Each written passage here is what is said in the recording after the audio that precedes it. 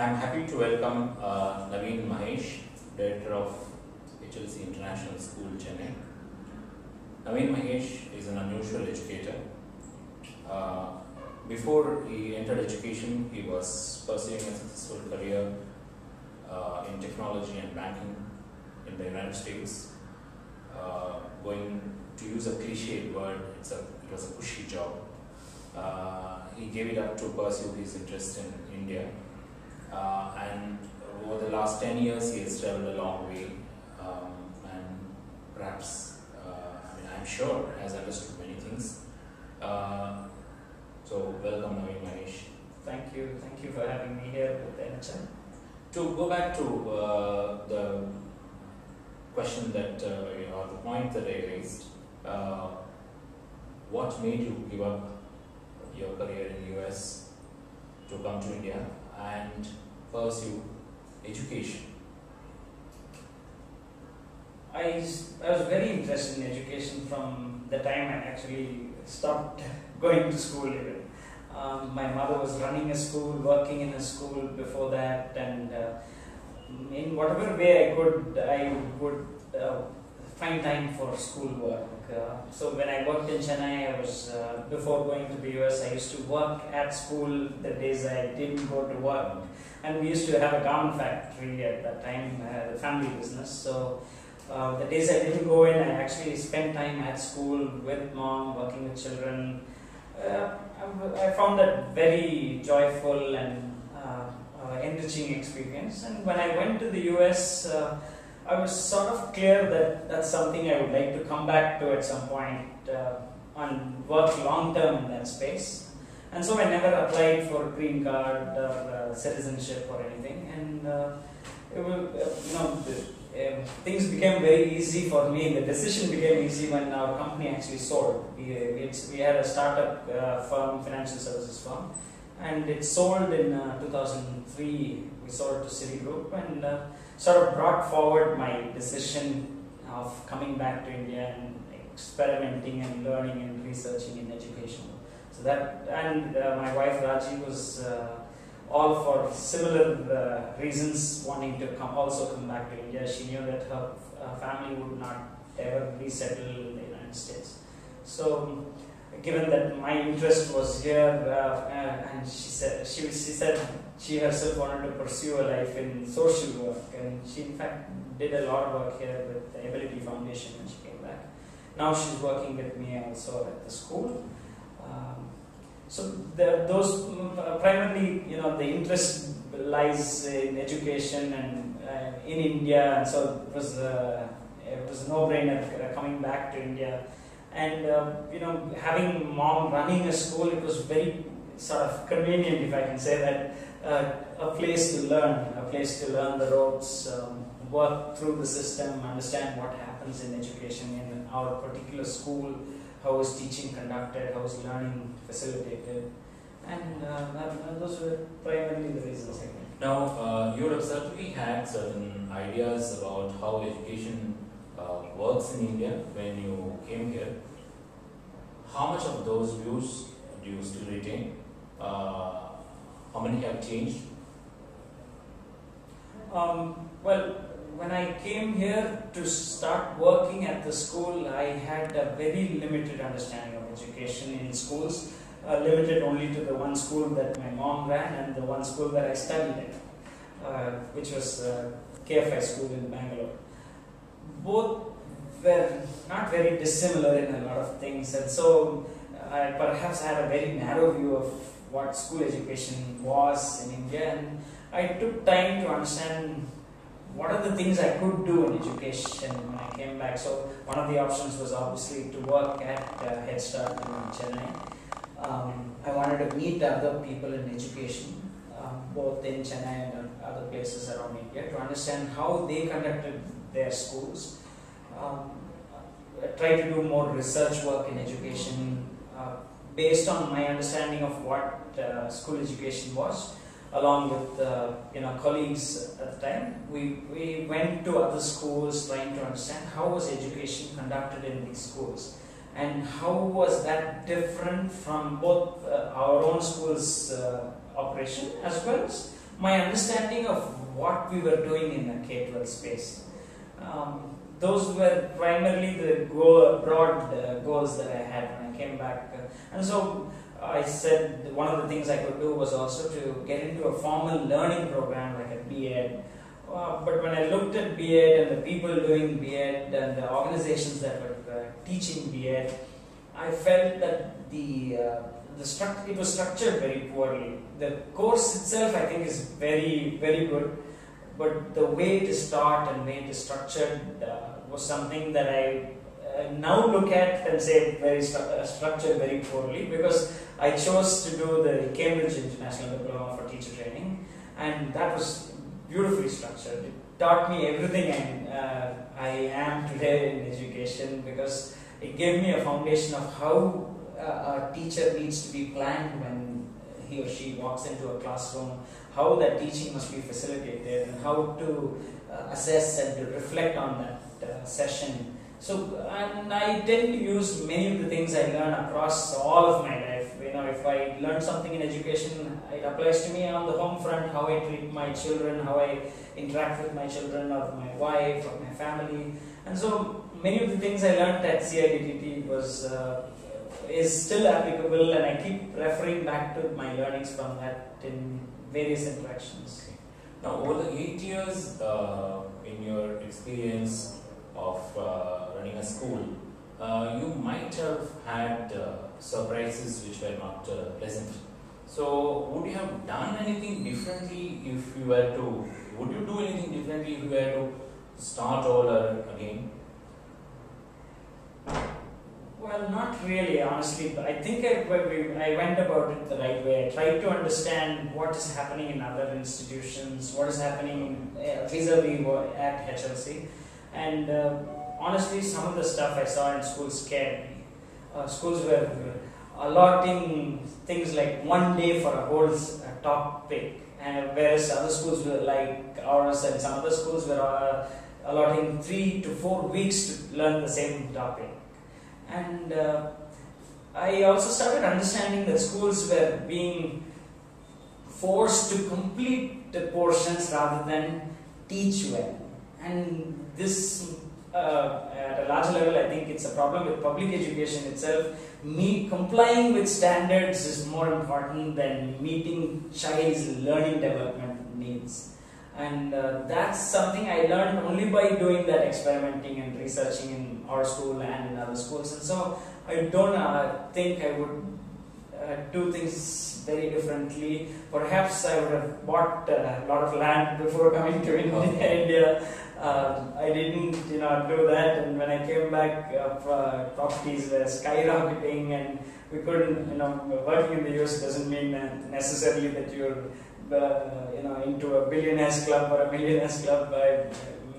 Reasonable income was all I was available to me, and I was not able to really buy anything substantial in the city. And even today, we run on a leased property only. So, in answer to your question, I don't think I would do things extremely differently. Okay. Yeah. Okay. Now, your association started on a very interesting point, that you actually joined a school which was already running, and then you, in some way, you can say that, one would say that you started a school. So it's not the usual progression of someone starting a school and then running it. Here it was a different kind of a progression of someone running a school and then also starting a new school. So sort of reverse progression. Now, what does it mean to start a school in the city? I mean, I'm sure your experience taught you something. So in a city like Chennai, what does it take to start a school? Honestly, it takes a lot. It takes a tremendous amount of conviction in what you want to do. Unless you have that conviction, I think it's impossible to do it. I mean, at least for me, if you ask me, can I start this whole thing again, I'd probably say no, I don't want to. And given today's conditions in Tamil Nadu, I would not even recommend starting private schools, because it's not conducive to running private schools. Society has to start appreciating a certain value that school provides on things that are actuals rather than on belief systems. And for example, people typically think education is a philanthropic service. Now, while largely it has been, today there's no philanthropy, I say, and governments are not supporting education at all, private education especially. To comply with the statutory norms is a nightmare, and they are vague, first thing, which is why you don't see private enterprise coming into to large scale K-12 education. People are thinking that the rules are ambiguous, things are subject to change anytime. Honestly, there's huge risks in starting a private school today. We were already running a school, and I was getting deeper and deeper into education, and my quests in education were moving from teaching children to learn with understanding. From there, where we began, it's teaching children the content of a textbook was what was education to me when I began, and now it moved on to helping children acquire skills, cognitive skills. Now, we did that for about 4 years of focused research and experimentation around just teaching and learning skills, cognitive skills. So we worked extensively with taxonomy, Bloom's taxonomy, and tried to understand when a teacher walks into a class, what specifically is the objective of her walking into a class, and what can children do as a result of that teacher going into a class. Now, we started getting deeper and deeper, and then we went on to building other capabilities in children, like perseverance, understanding the value of delayed gratification, getting in non-cognitive areas specifically, and so all of that to me comprises education and learning and child development.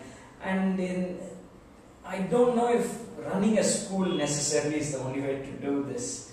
Private education, where it is today, I would not recommend anybody start a school. If you are fond of education, fond of children, fond of researching in this space, I would say join a school that aligns with your own belief system about what is child development, and see what value you can add there, how much satisfaction you can derive by working in that space, and how much kids love being around you and you being around kids. See, many who are entering education. Does that answer your question? In a way, yes, but I have an extension of the question to get your views on a slightly different perspective. Is that many who want to start a school or who are lured by education as a business proposition look at the demand supply gap. So there seems to be an increasing sort of level of awareness of what good education can do to children. It can get them jobs, it can get them postings overseas, it can get them education in some great institutes and all of that. Basically, it opens lots of vistas which were not available earlier. And in fact, the only way to make a leap to a better social status in terms of money, position, etc., is through education. Many parents, or increasing number of parents, or probably a steeply increasing number of parents, seem to have come to the conclusion. So there is a demand for private schools vis-a-vis government schools, where a lot of things are being given free, but still there are fewer and fewer takers for the kind of education that the government offers, for reasons probably we know. Now, if the demand is so much for the service that the private schools are providing, and there seem to be many people who are willing to start school. We have in about 6 years, we have probably 20 schools coming up in the city. Yeah. So that this points to a need. This points to a high demand. It points to a very high aspiration level, and all of that. Why is it? Is the government regulation the only factor here, which probably, or would you also ascribe it to the steep land prices, or anything else which prevents? Well, it's a little bit, honestly, a little bit of both. Finally, for any organization to run, there's got to be the basic economics of income more than expenditure. And if your income is restricted, but your expenditure is on a market rate, it is very difficult to run a school. Run any organization. If I were to tell you, you're allowed to take only 10 rupees, but you have to provide the following which costs 100 rupees, where is the remaining 90 rupees going to come from? Is the question that all private schools are asking today. Many private schools are rethinking about starting more branches. Is this the right state to do it in? Is the K-12 the only space that they can contribute in? Can they do, if their interest is in education, you can go higher education, you can go to colleges, universities, deemed universities. Honestly, K-12 is not the only space that schools are, people who run schools are looking at anymore.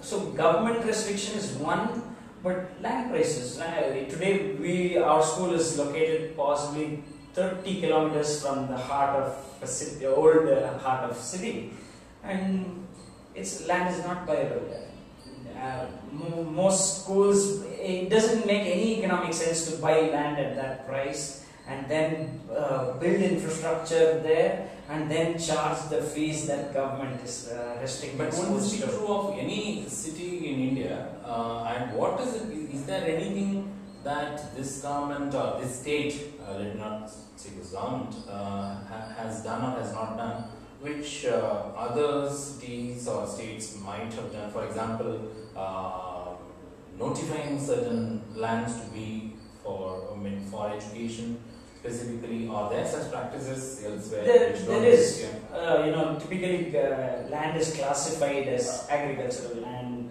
institutional land. Different kinds of classifications are there. Commercial. So educational classification, it requires schools to have at least 2 acres. But the government is going and classifying land as small as 8 grounds as educational. So the same government is doing both, classifying 8 grounds as educational and saying you must have a minimum of 2 acres. This is what is happening. So when people run maybe primary schools or kindergarten schools, 8 grounds is perhaps enough. And you will see more schools mushrooming in that space. Is this 8 ground available for a subsidized price? Nothing is available for subsidized price. Market rates. I don't want to tell you anything different from the truth. Most land is never sold or bought at actual rates that government collects taxes on. So the question is, what is the point of notifying it to be an education for educational purposes? Well, honestly, the original reason for doing that would have been you can give subsidies to the educational institutions, as in the taxes that you pay in such a land will be not commercial rate. The electricity that you consume in that land will be not at commercial rate. These were the original larger beliefs that led to such laws being passed, but none of it is being practiced. I paid for 4,000 square meters, I paid in excess of 15 lakhs for just approval, just to get a stamp saying yes, you can go ahead and build. I don't have roads, I don't have sewage access, I don't have electricity properly. Everything has to be paid for separately, privately. And I pay commercial rate of electricity also, because Cambridge certification is not understood by all departments.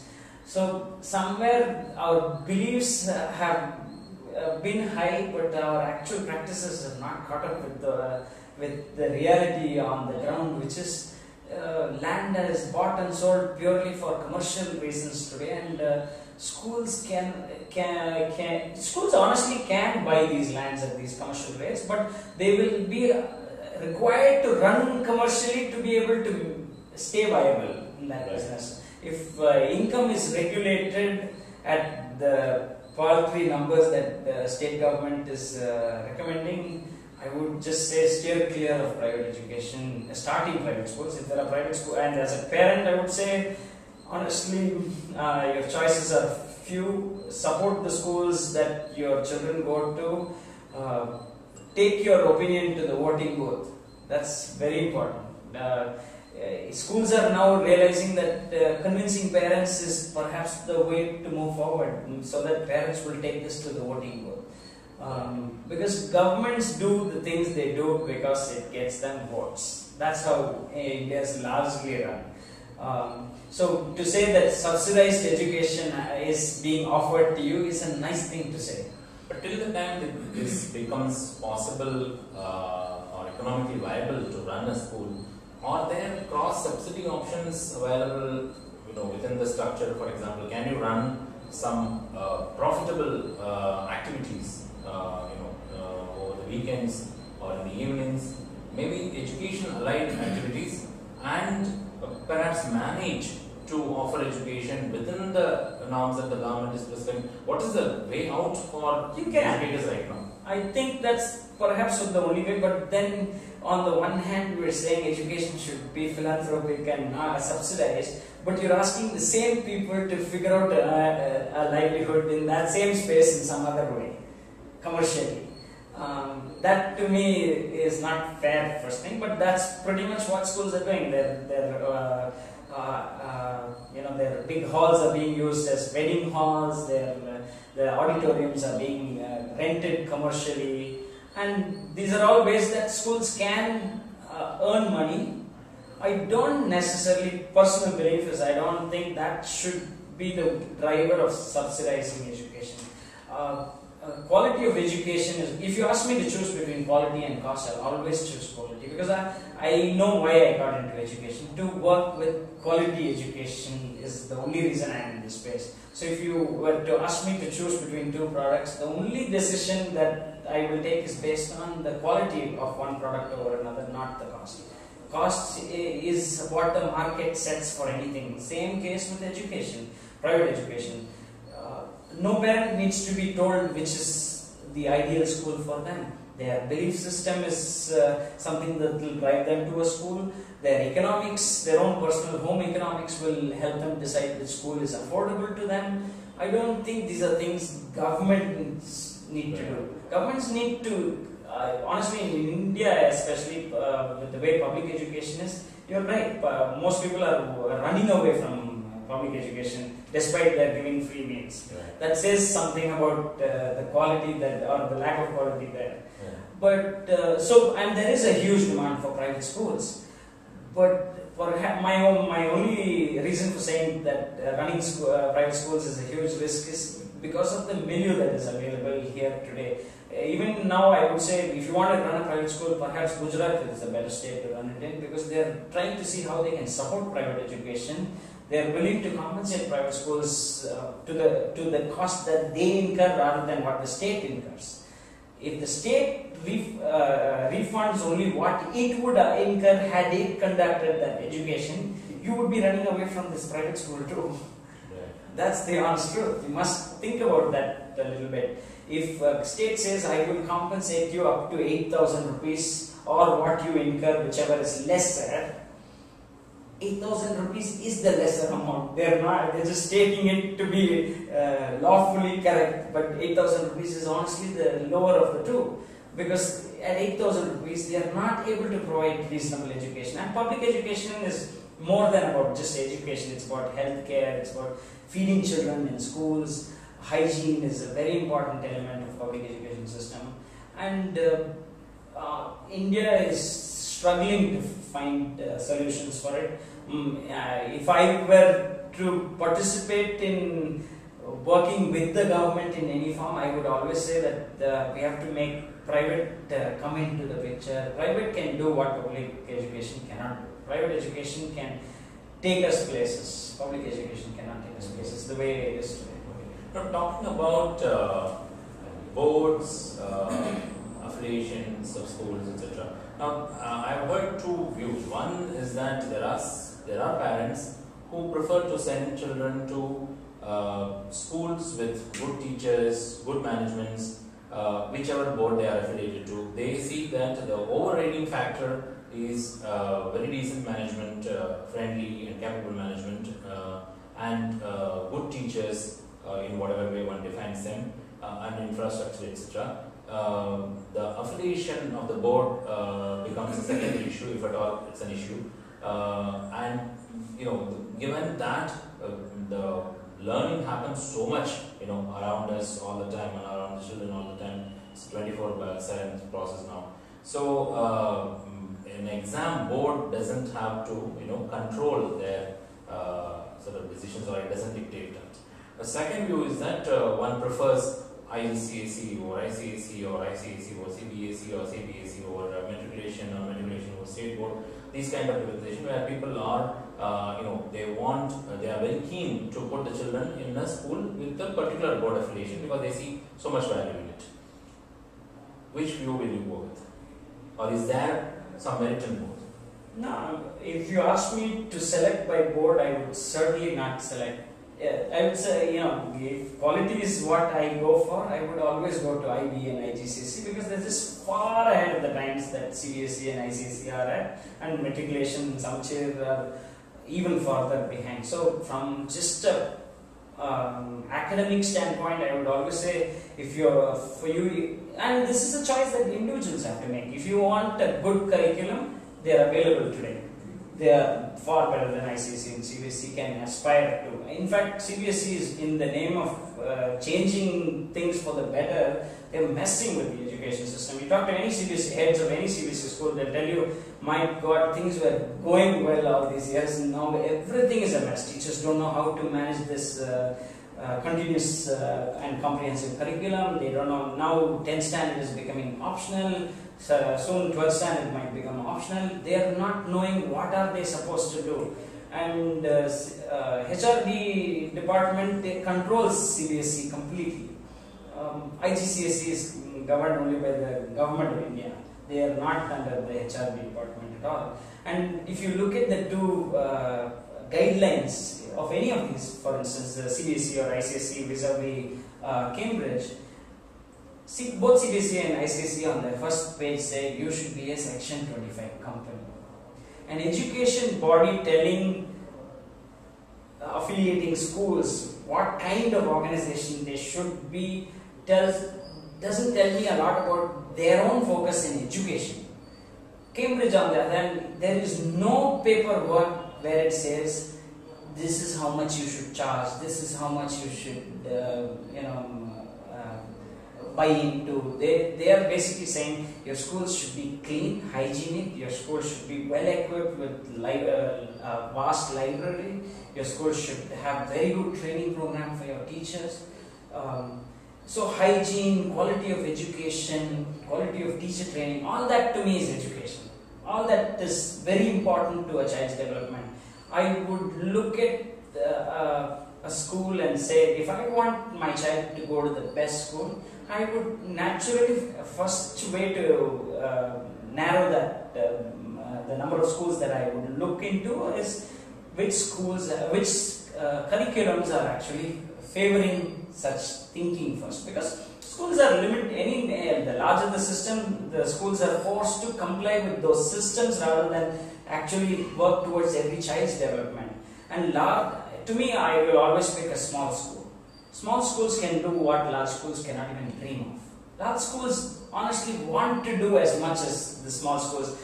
Most people, I will tell you, I met every head of every school in Tamil Nadu, in Chennai at least. All of them are good people wanting to do good things only. Nobody I have met yet who is running schools for all the wrong reasons.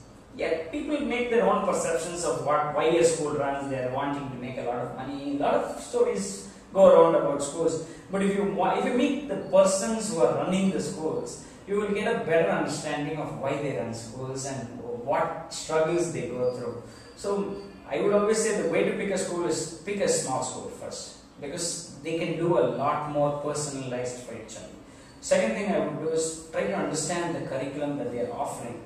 And if you feel differently that ICSE is better than CBSE or ICSE is better than IGCSE, you're welcome to an opinion. But hear what other schools are saying, because they are spending their entire lives researching this only. So try to understand why a school chose a particular syllabus.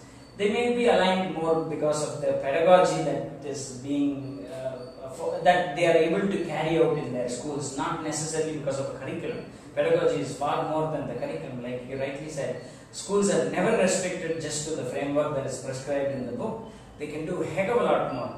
But do we have the time and space to do it? Is the framework so rigid that I must meet so many things that themselves take so much of your time that you'll never get around to doing something else?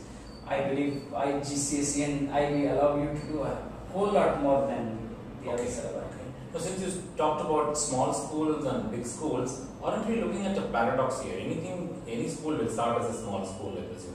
Right. So, but the moment you start gaining a perception among parents that it's a good school, then the word spreads around, and then more people will come and seek your school, and there will be more demand than the number of seats that you can offer.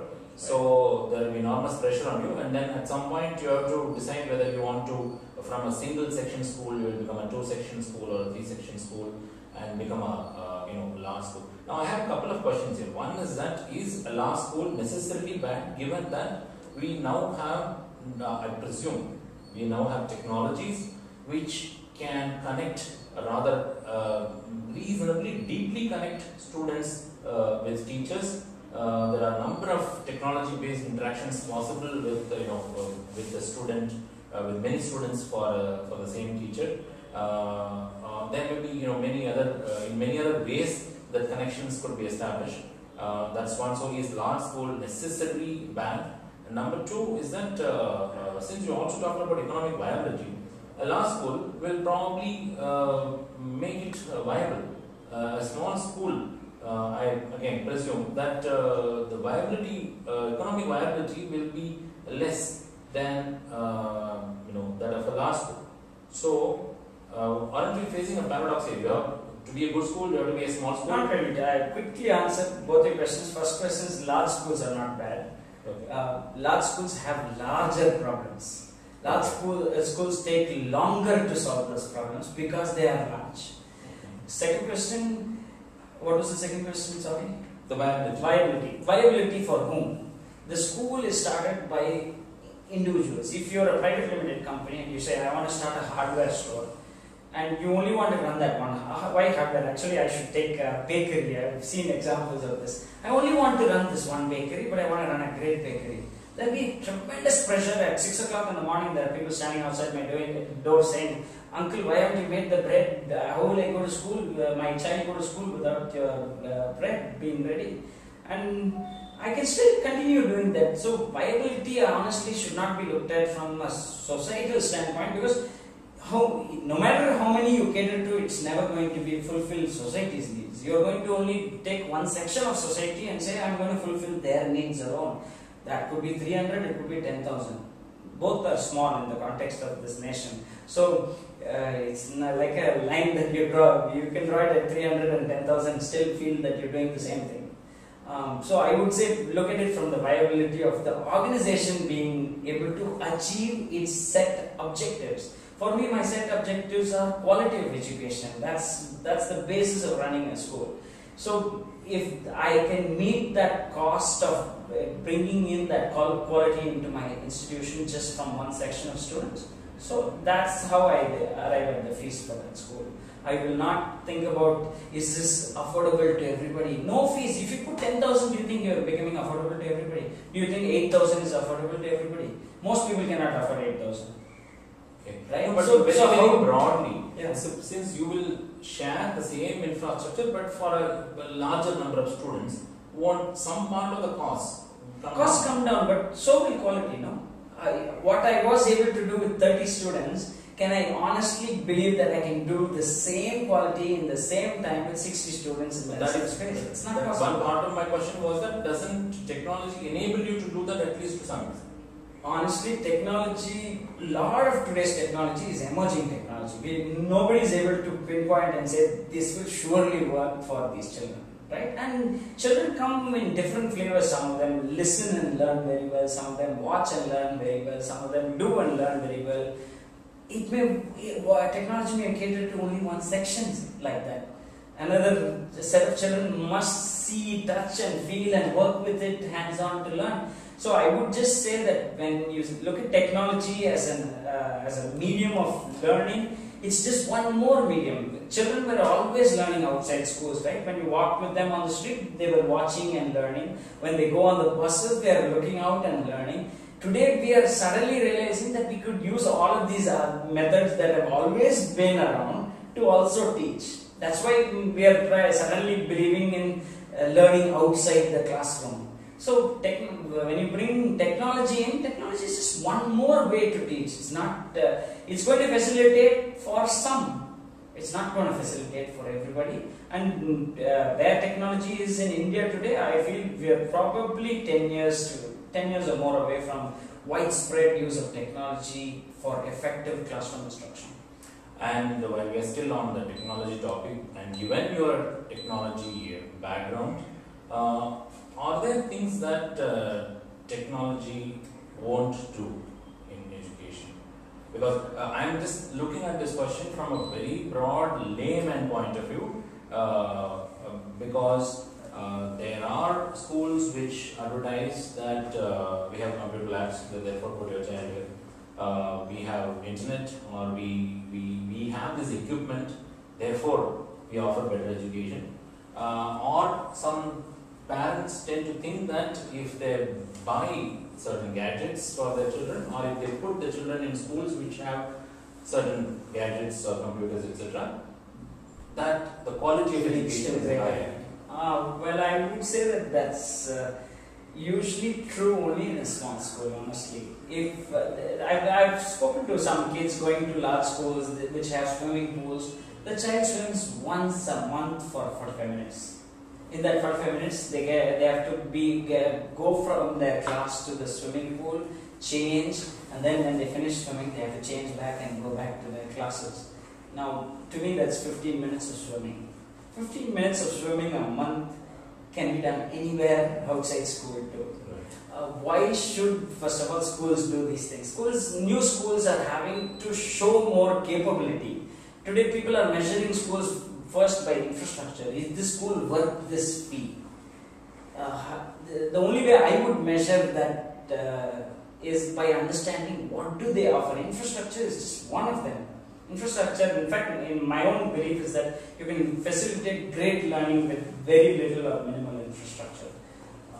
But people in cities, we have to understand, when you ask about is it good, easy to run schools in the city, you have to understand perceptions in cities are very different from perceptions in rural areas. Here, infrastructure is the decider on what a fee is reasonable or not. If you have air conditioning, people think you learn better. Right. Did we all have air conditioning? Have we suffered for not having air conditioning in our classes? I feel that air conditioning does not lead to greater learning. Air conditioning makes you feel more comfortable. If you're more comfortable, in fact, I would think learning is lesser. You have to get out of your comfort zone to learn.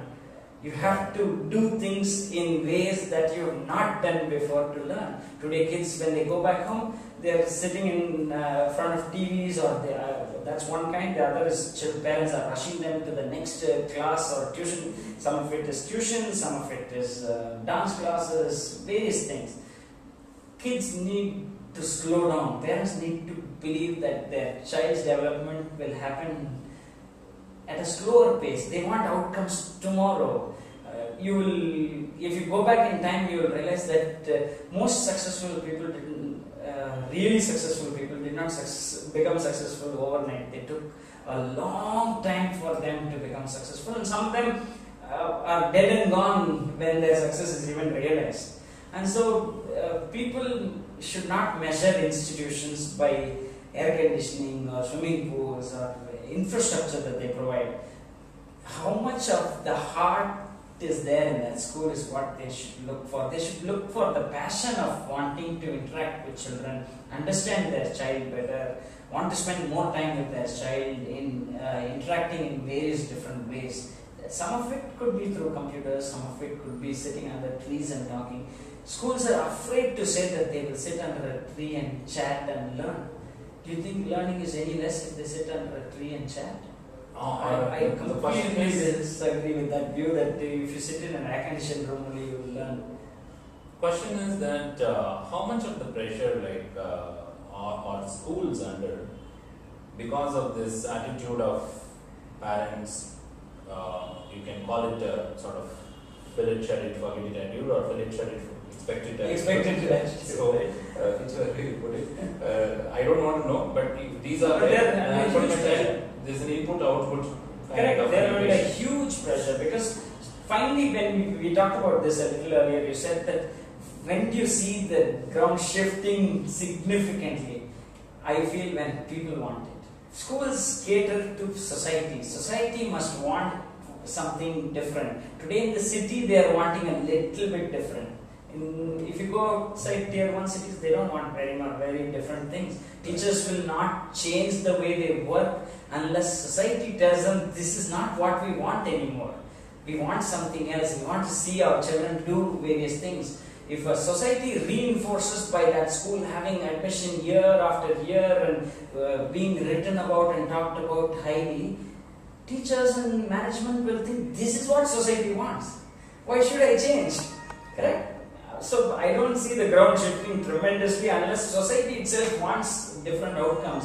And so schools are under tremendous pressure just to meet what society wants, even if it means it doesn't lead to learning outcomes. So when will this change happen in a perceivable kind of way? See, in about 10 years' time, do you see schools being run differently, schools offering things? Schools are being run differently as it is. Right. And your different and my different may themselves be different. So for me to say that if schools are to start focusing more on learning outcomes and less on convincing people that I have various facilities and therefore you need to come here, I would think that would take a very long time. I'm nobody to predict dates here, but I would think 10 to 20 year time frame is a minimum for people to see significant number of schools moving to a better cognitive development program for children and better pedagogical outlook to education itself. And then in some way, isn't this linked to the higher education scene in India? In the sense, if you want to get into a professional college, so to say, then you need a certain percentage of marks, which is absurdly high right now. It's probably 99.5% for a good medical college, and that drives people, parents, to look at a very rigid exam-oriented system in which the child is expected to score certain marks, the child is expected to crack patterns and again score very high. It's not all that comprehensive.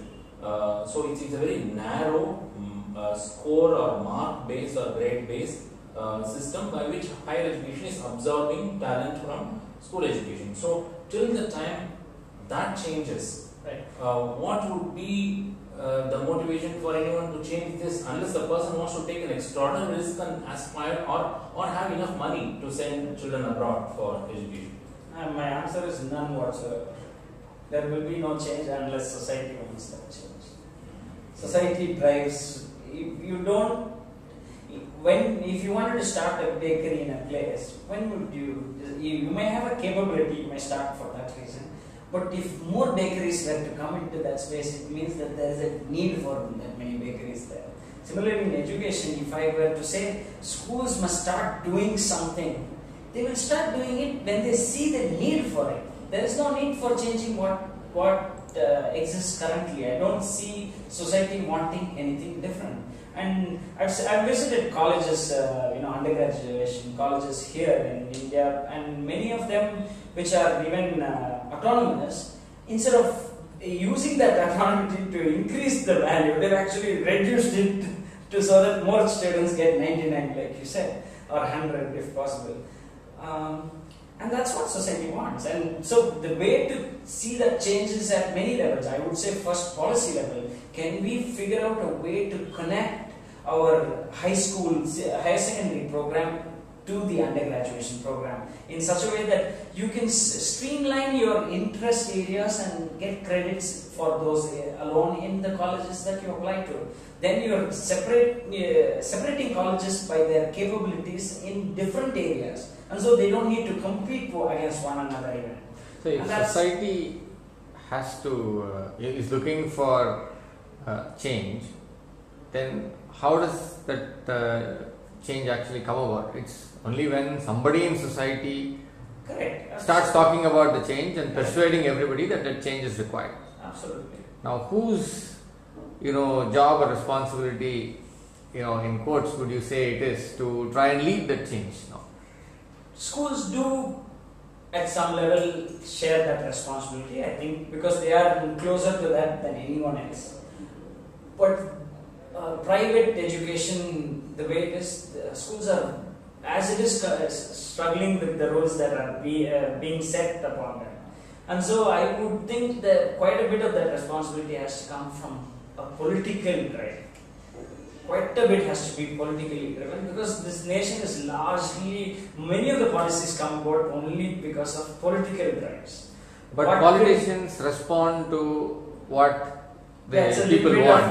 Catch-20, which one comes the egg before the chicken kind of story. But I understand that problem. I honestly don't know the answer. Who is to drive this? Schools, when they try, they have to try collectively. Private schools are all run for different reasons, first of all. If you take 100 private schools, I can tell you that almost certainly they'll have 100 different reasons for running that school. So first of all, getting private schools together is very big task. Because their objectives are different, their outlook of what is success itself is different. And so I would say one of the ways that it can be achieved perhaps is if we start setting benchmarks on achievements, clear cognitive achievements in education, social achievements in education, and say these must be met.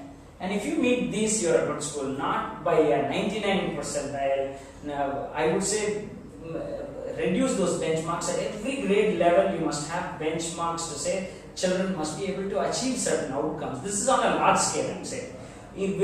Although I say this on a small scale for a small school, I actually don't recommend assessment as this much. I would say assessment must be limited to as little as possible.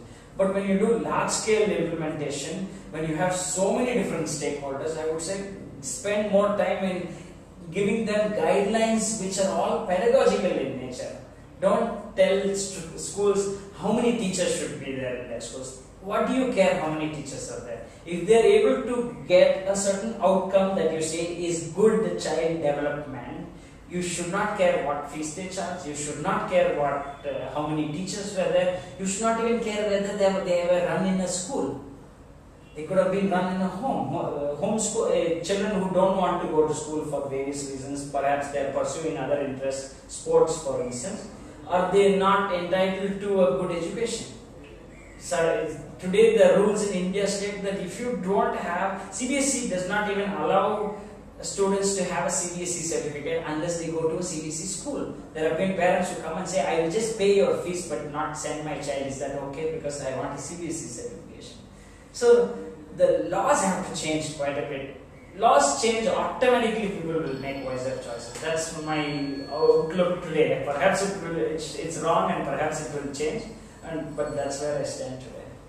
Does that reasonably answer what you but for the law to change, somebody has to start talking about it and start communicating the fact that the current situation is not something that is good for society, and persuading people to look at alternatives, showing them alternatives and persuading them about which alternatives are worthwhile. This is happening. In education, it's happening. There are lots of small schools experimenting and researching a heck of a lot more, and they're showing that this is also education and this is also something very useful to society.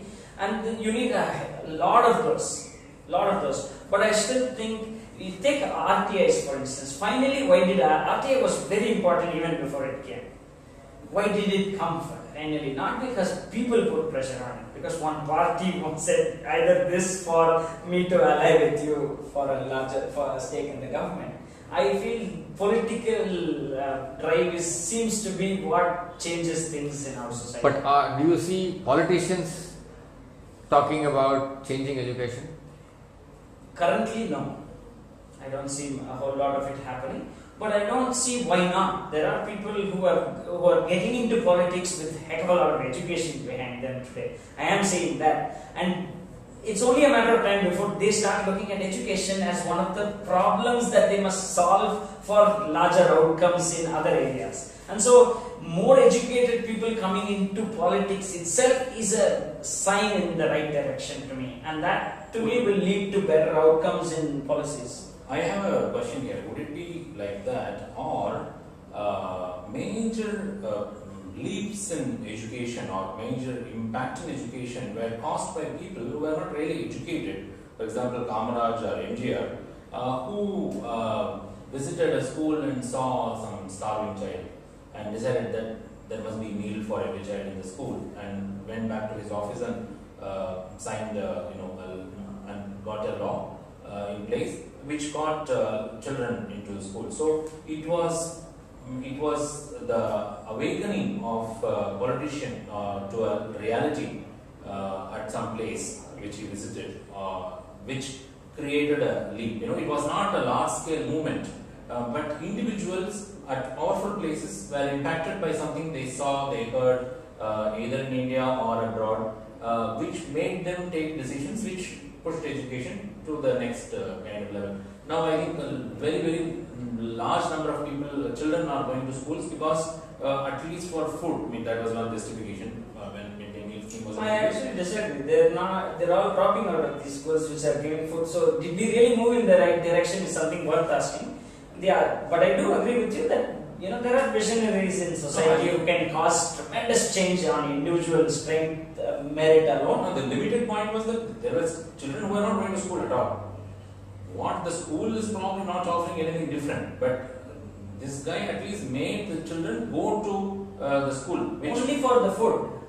Whatever, but the school, there was school. I mean, to get the food, the child had to sit in the class for 3-4 hours, probably with dreaming of the food. But then the move was towards sending the child to the school, nothing further. So, extremely limited objective was achieved, but not because of large political pressure or parents who had children. And that will always be true. Individuals with significant amount of power and vision can change the system quite a bit.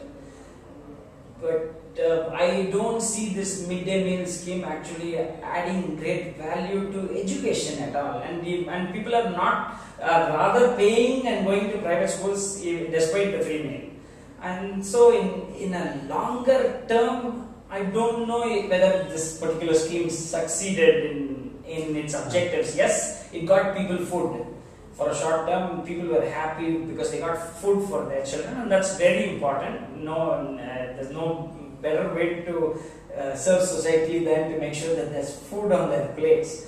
But has that contributed to getting them educated? They came to schools more. Yeah, yes, some amount of it will lead to greater education also, I agree. But today that same system is the one people are running away from. So at different times what society wants must also be seen. Society's goal, why do we say that schools are not changing? Honestly, schools are changing tremendously. But society has always changed the goalpost. I want this today, I want that tomorrow, I want that day after tomorrow. Schools cannot change at that speed. Schools are set up with their large systems, especially larger the school, larger the system. It takes time to make change. One change can take anywhere between 5 to 10 years. You may think it's small. Just I'm asking for one child's sake, you may ask. But to cause that kind of change is tremendously difficult for a private school. Public, because it came, even the MGR scheme, because it's coming at a policy level, it changed. Right. He just a visionary sitting in his house could have also seen that starving child, and nothing would have been done. He was able to make policy. So, an extension of that is that are we looking at changing lots of laws and lots of practices to make school education better, or are there a few things which are so critical, so important that if a policy level decision were to be taken to alter it for better, we will have a lot better education in the country.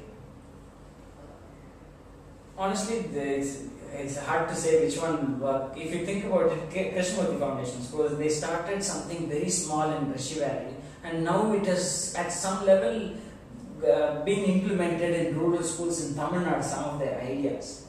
Because they were able to get into the system, work with the system and take it to the next level so that it will affect more children. Now, this is the activity-based learning. Activity-based learning. It's tremendous. You may say that there are enough people to say it's a useless system. There are enough people to also say this is far better than what we had. Now, I can only measure it by the intentions of the people who got into it. I think their intentions were very laudable. They got in because they wanted to improve the education system, and to me it has improved some amount. Is it enough for everybody in the society? Perhaps not. And for that kind of large scale change to happen, it will take time. For people to, first of all, teachers need training in usage of these things. Governments need to allot money for such things. Political parties must uphold what previous parties tried to implement. There are so many different things. You see pipes lying on roadsides, huge, cast iron pipes that are lying on the roadsides, originally meant to transport water from one part of the state to another. Project got scrapped in between for whatever reason, and now they are all houses for poor people. And so this is the same case with education. You start with good objectives, it has to be carried forward. So in fact, in another conversation I had with somebody earlier, some time ago, this came up and we said that somebody has to implement things that cannot be changed with time. Some good things must be set in place that cannot be changed by the next political party. And that kind of change has a lasting effect to me. And it has happened in some other sectors. Anything that people want, if it is implemented, it cannot be changed easily, I would say. Would you agree? Yeah, so absolutely. The question is, how do you persuade people that they should want a good thing? Is that the challenge, you'd say? That is part of the challenge. Many people don't even know what is good for them. They think that why does a parent go to a XYZ school and stand in line, in thousandth in line, and only want that school when there are lots of good schools in that same neighborhood? He doesn't see it as good. He sees there's only one good, and that's this one school. So you have to start now today. People are forced to move out of cities, right? There's no more space in cities. Schools are all coming up only in outskirts of cities, and so the housing is coming there. People are realizing children are getting more space. They are forced to experiment with the new and are finding that the new is not so bad after all. So people will change, but circumstances also force people to change it sometimes. It's not always they have to be led to a change by an individual or a policy. Situations demand that people move out of cities because there is no more space. Nearly 800, 900 families move into a city like Chennai every month. We don't produce that amount of housing for the people moving in. They have to find new homes in outside city only. And so you're forced to look at options sometimes, and that's possibly one more driver of change itself. Moving away from this a little, you in your visit to the US recently visited some schools. What can be the learnings for schools in India from the kind of schools you visited in the US? How different are they? Are we all in different points in the same learning curve, or are we directionally different? Are we going somewhere wrong? And can we say that they were like us 50 years, 100 years earlier, and therefore, we can take solace from that we are all moving in the same direction? Or do we have to change direction completely? I went only to public schools in the northeast of the US, and I went to elementary schools, middle schools, high schools, and I went to some rich neighborhood districts and some poorer districts. All of them were public schools. All the public schools. And when you say public schools, they are state-funded schools, government-run schools. Correct. largely district funded schools. So their local taxes contribute quite a bit, nearly 60% I am told, to the school itself. So the taxes collected, 60% of it is going back to the school, and so in some way you are actually funding the school to be free for you. You may say that the school itself is free, but if I were to say, let me take away your taxes, but the school is not free, what would you do? This is a question you will probably never get an answer for, but it's worth thinking about. So my views are very restricted to public education in the US. I went to, on average, I would say I went to the average school that you can get anywhere in the US. I would have to say that because there is so much of poverty across the United States that was far below the levels of schools that I went to, and there is some amount of rich schools that I did not go to, and there's private schools also available. So I would just restrict myself to public schools. They are public schools in terms of the things they try in classrooms, the efforts and sincerity of the teachers coming into that system. Quite a bit are similar. They do work with 30 kids or so to a class. They have a lot of support from the community in terms of, can we try new things. They're more open to trying a lot of things, primarily because even here, if you go to a private school here, they're trying hundreds of things more. Some of the biggest schools in the city are the ones trying the most, which many people may not know. They would think that they don't try. Actually, the biggest schools try the most because it is getting more and more complex. And so in that sense, even public schools there, because of the kind of funding they get, both federal funding and state funding, they are able to experiment quite a bit with technology usage. Children are not carrying in class textbooks anymore. The children are seeing their textbooks online nowadays. Pearson and other companies have just put textbooks online, and you can bookmark the page, write your own notes, you can have a customized book for yourself. And companies like K-12 are challenging that to the next level, saying the whole thing can be free to you. You can add many books together and make your own book, and all sorts of things are happening. And teachers are every teacher practically in every school has an iPad they walk around with. The core curriculum standards are in your iPad. All you need to ever refer to is in your iPad.